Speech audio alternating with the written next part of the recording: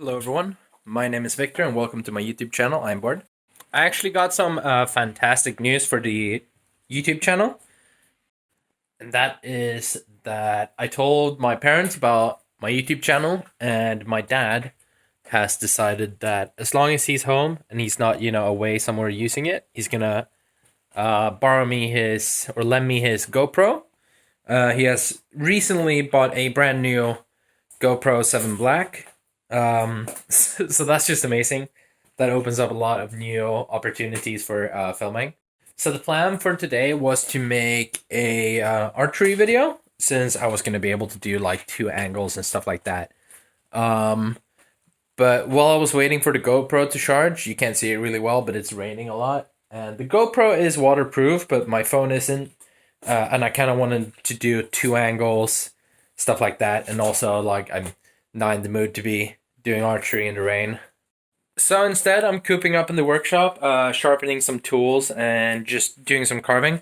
I got a new knife today as well as a gift, so that's quite nice. I've been sharpening it because for some reason it didn't come very sharp. But as for today's video, not quite sure what to make. So why don't we make a spear? But first, just for making it a little bit more easy for me, I'm going to wait for the GoPro to charge so we can use that. So I read online that the average medieval spear was 8 feet or 2.5 meters in length. So I think this piece is a little bit longer, so I might shorten it a little bit when I give it, the sharp tip, but this should work pretty well. I mean, this is such a simple design, and I'm used so looking forward to the stab test. And I know I described the average length for the medieval spear, but obviously I'm gonna stand here and like smith a metal tip for it, so it's just gonna be like a primitive wooden spear with a wooden tip. So from the door, it reaches all the way over here, and I think I'm gonna cut it off here because this bit is much thinner anyway, so it's not going to make for a good tip. And it kind of curves a little bit.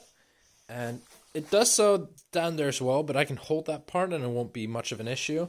But if it curves at the tip, I don't know how that's going to affect it. So basically, I'm going to cut it off like with the axe right here. And I'm using the axe because it's starting to get boring with sawing footage. Plus, I sharpened the axe today, which I posted a picture about over on Instagram at Victor is Bored. You know what to do. So that means I want to start using my axe a little bit more.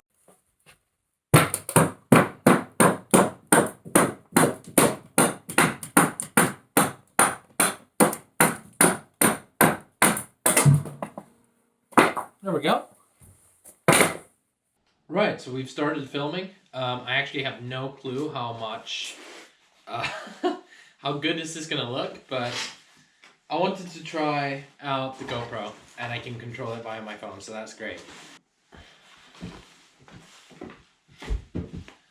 This isn't the most technical or how-to exactly, but I wanted to do this anyway, and I want to try out the GoPro. God damn it. But we can talk a little bit about, like, fascinating things about the spear, fascinating history about the spear. So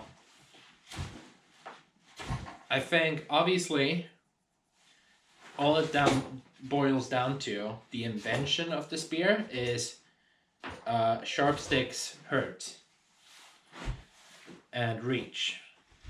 But it also had great strategical effects during medieval eras, because what happens if you give, say you draft half of your peasant population to your army for a big war, and you give them a sword that they have no clue how to use, and they have no experience on the battlefield. Well, when someone is running at them, most likely an experienced warrior, they might try and fail immediately, or they're just going to drop it and run.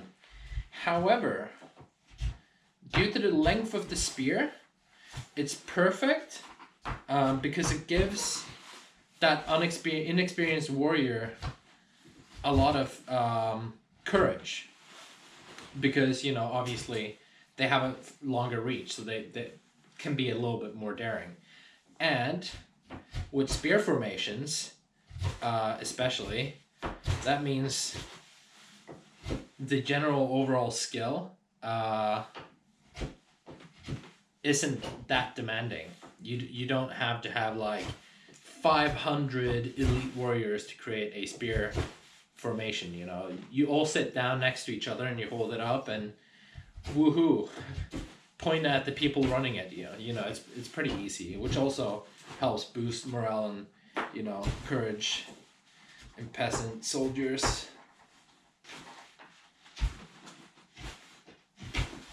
But yeah, I'm very curious about because I know the GoPro can film up to like 4K and stuff.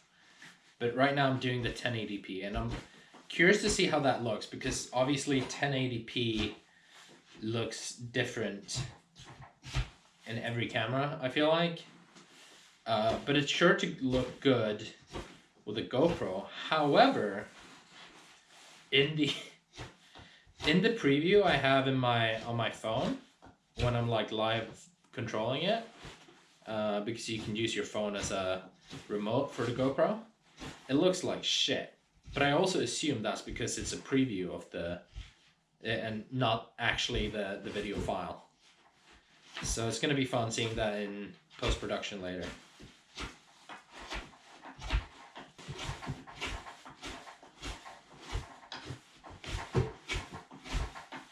I'm not making the tip like way too pointy because I'm scared of actually breaking it when on the first stab.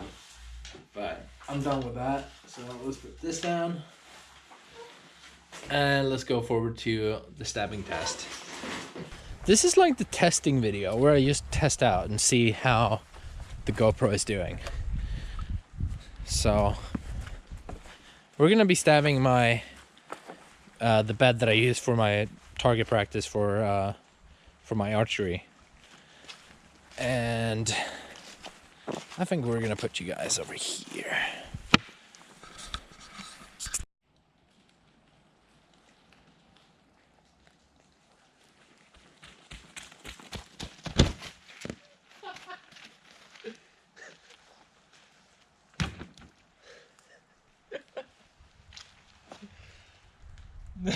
Well, it worked. So this is how deep the spear went.